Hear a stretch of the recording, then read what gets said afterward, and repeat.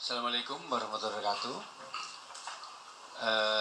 Pada hari ini ya, sesuai janji saya pada minggu pagi bahwa hari ini mungkin saya akan menyampaikan ya kebijakan pimpinan tentang yang selama ini ditanyakan kepada rekan-rekan wartawan berkaitan dengan klarifikasi kepada Majelis Hakim Kasasi. Berdasarkan rapat pimpinan Mahkamah Agung pada hari ini, pada hari Senin, tanggal 28 Oktober 2004, pimpinan Mahkamah Agung secara kolektif kolegial telah memutuskan membentuk tim pemeriksa yang bertugas untuk melakukan klarifikasi kepada Majelis Hakim Kasasi perkara Gregorius Ronaltanus dengan tim yang terdiri dari ketuanya Yang Mulia Bapak Haji Biarso Budi Santiarto SHM Hum, beliau adalah Ketua Kamar Pengawasan, dengan anggota Yang Mulia Jupriyadi Sarjana Hukum Magister Hukum, Yang Mulia Nur Ediono Sarjana Hukum Magister Hukum, Sekretaris Kepala Badan Pengawasan Mahkamah Agung, kepada masyarakat untuk memberi kepercayaan dan waktu kepada tim untuk melakukan tugas tersebut, selanjutnya menunggu hasil klarifikasi yang dilakukan oleh tim tersebut. Apa yang telah saya sampaikan kepada rekan-rekan media pada kesempatan yang lalu pada minggu pagi tentang informasi perkembangan penangkapan terhadap YR, informasi tersebut pada hari Jumat malam, sehingga Sabtu dan Minggu adalah hari libur, sehingga pimpinan Mahkamah Agung belum bisa memberi tanggapan dan sikap. Dan dalam kesempatan hari Senin ini, tanggal 28 Oktober 2004, pimpinan baru lengkap dan mengambil sikap. Menyikapi perkembangan yang terjadi, Yang Mulia Ketua Mahkamah Agung akan memberi arahan secara langsung kepada Ketua Pengadilan tingkat banding pada 4 lingkungan peradilan, yang akan dimulai dari Ketua Pengadilan Tinggi Agama pada hari ini tadi setelah upacara, karena pada saat ini para Ketua Pengadilan Tinggi Agama berada di Jakarta untuk melaksanakan MOU dengan Kementerian Agama. Yang Mulia Ketua Mahkamah Agung dalam waktu dekat juga akan melaksanakan konsolidasi ke dalam dengan Yang Mulia para Hakim Agung pada hari Selasa tanggal 29 Oktober 2024 pukul 11 WIB yang dilaksanakan bersamaan dengan rapat rutin agar Yang Mulia Hakim Agung mengetahui dan mendapatkan informasi tentang perkembangan di Mahkamah Agung. Demikian ya yang saya sampaikan. Terima kasih. Baik, terima kasih Yang Mulia Dr. Yanto. Kepada teman-teman media, apakah ada pertanyaan? Mungkin 3 pertama dulu ya. Silakan. Ini bisa disebutkan dari media mana?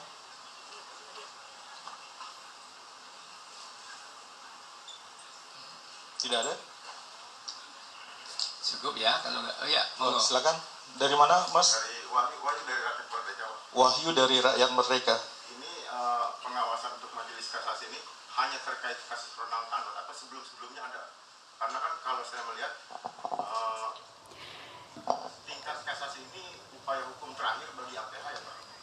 Karena sesudahnya untuk mereka tidak ada. Karena ya, pemirsa, Mahkamah Agung atau MA menggelar konferensi pers menanggapi terkait 3 hakim yang terjerat kasus suap Ronald Tanur dan juga sikap MA terhadap vonis kasasi Ronald Tanur.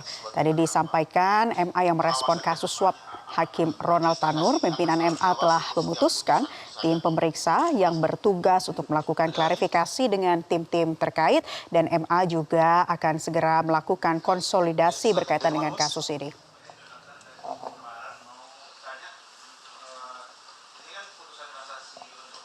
Ini dinilai terlalu ringan ya. Apakah MA bakal memeriksa dari 3 hakim kasasi ini, Pak? Kemudian yang kedua, Sejumlah meski yang rekan-rekan ditangkap, media oleh Kejaksaan Agung ini terkait dengan adalah kasus ini. Kita simak bersama. mantan pejabat MA, tapi kan tujuan suapnya itu untuk ketiga hakim kasasi ya Pak. Apa sikap MA terhadap hal ini Pak? Kemudian yang ketiga, tersangka Kejagung ini diduga menerima uang untuk mengurusi perkara sejak tahun 2012. Jadi apakah benar ada praktik mafia kasus di dalam MA Pak? Kemudian apa langkah MA untuk membersihkan ini semua? Terima kasih Pak. Baik, pertanyaan pertama tadi dari Mas Wahyu, rakyat merdeka yang mulia. Silakan yang mulia. Ya, terima kasih Mas Wahyu. Tentunya klarifikasi ini akan diberikan kepada Majelis Kasasi yang menangani Ronald Tanur. Sebagaimana kita ketahui bahwa dalam rilis pressnya di Kejaksaan Agung pada hari Jumat malam, di situ disebutkan bahwa ada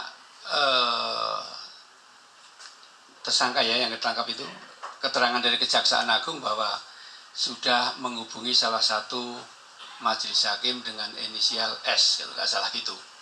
Oleh karena itu ya tentunya yang akan kita tindak lanjuti yang itu ya statement di Kejaksaan Agung itu yang tentunya yang majelis yang menangani perkara kasasi Ronald Tanur itu yang akan kita periksa ya. Kemudian yang kedua? Yang kedua dari Mas Jonathan dari Kumparan yang mulia. Ya.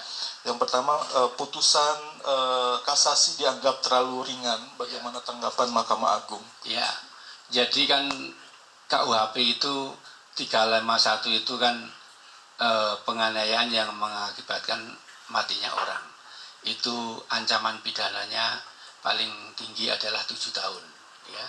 Nah, terhadap pemidanaan itu menjadi hak daripada majelis hakim yang menangani. Lembaga tidak bisa mendikte. Karena hakim adalah mandiri dan independen, maka sepenuhnya adalah kewenangan majelis hakim.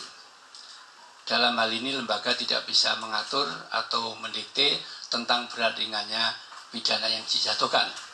Namun hal tersebut penuh mutlak adalah kewenangan majelis yang menangani perkara tersebut. Baik, terima kasih yang mulia. Yang kedua tadi, apa sikap Mahkamah Agung tadi yang mulia Dr. Yanto sudah sampaikan bahwa pimpinan sudah membentuk tim untuk melakukan klarifikasi dan kemudian apa langkah Mahkamah Agung ke depan untuk membenahi badan peradilan yang mulia? Ya, sebetulnya saudara sekalian bahwa regulasi itu sebetulnya udah terlalu banyak, udah banyak lah. Ya ada KY, ada Bawas, Porpus terdepan ke KPT, kemudian juga ada pengawasan melekat oleh Ketua Perma 789, dan tak henti-hentinya pimpinan Mahkamah Agung itu selalu memberikan pembinaan ya. Namun toh masih ada kejadian yang demikian. Tentunya Mahkamah Agung berkomitmen tidak akan melindungi anggota yang melakukan perbuatan yang tidak benar. Dan yang kedua, ke depan tentu ya akan intensif, akan selalu rutin melakukan pembinaan kepada para hakim ya, agar tidak lagi terjadi hal yang terjadi baru kemudian itu. Dan ini rencananya pimpinan Mahkamah Agung akan melakukan pembinaan dan pengarahan kepada seluruh pimpinan pengadilan tinggi. Tadi sudah dimulai dengan melakukan pembinaan dan pengarahan kepada Ketua Pengadilan Tinggi Agama se-Indonesia. Berikutnya mungkin Ketua Pengadilan Tinggi dan Ketua Pengadilan Tun dan Militer se-Indonesia dan seterusnya. Dan tadi kebijakan pimpinan Mahkamah Agung memberi kewenangan kepada Ketua Pengadilan Tinggi untuk melakukan tindakan yang dianggap perlu dalam hal terjadi penyimpangan seperti itu ya. Ada lagi? Dari mana Mas? Ya, pemirsa, baru saja kita simak Mahkamah Agung yang menggelar konferensi pers yang menanggapi terkait 3 hakim terjerat kasus suap Ronald Tanur dan juga sikap MA terhadap vonis kasasi Ronald Tanur. Dari keterangan yang disampaikan, pimpinan MA telah memutuskan bahwa tim pemeriksa nantinya akan bertugas untuk melakukan klarifikasi dengan tim terkait. Sementara rilis pers dari Kejagung pada Jumat malam di mana ada tersangka yang berinisial S juga akan ditindaklanjuti dan pihak majelis akan menangani perkara kasasi selanjutnya. Tadi juga sempat ditanyai oleh rekan-rekan media dalam konferensi pers ini mengenai putusan kasasi yang dianggap terlalu ringan. MA mengatakan bahwa terkait kasus ini ancaman pidana paling tinggi adalah 7 tahun yang ditetapkan kepada tersangka dan merupakan kewenangan mutlak dari majelis hakim. Tentunya nanti kita akan nantikan bagaimana kelanjutan kasus ini terkait juga respon MA lebih lanjut mengenai kasus suap dari para hakim Ronald Tanur.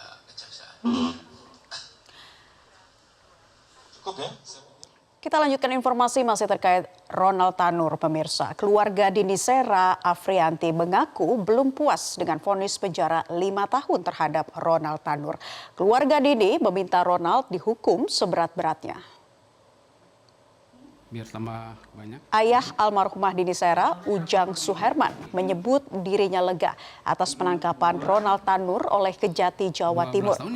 Meski begitu, Ujang ingin Ronald dihukum lebih berat dari tuntutannya, yakni penjara 12 tahun. Bahkan Ujang mendesak Ronald dihukum 20 tahun karena sudah membunuh anaknya. Keluarga Dini geram lantaran pihak Ronald tidak sedikit pun meminta maaf. Apalagi 3 hakim yang memvonis bebas Ronald menjadi tersangka kasus suap dan gratifikasi dalam putusan tingkat kasasi terhadap Ronald Tanur. Nenek gitu. Ya, emang ku nenek nawe Dari kecil. Mau bilang anak kembar.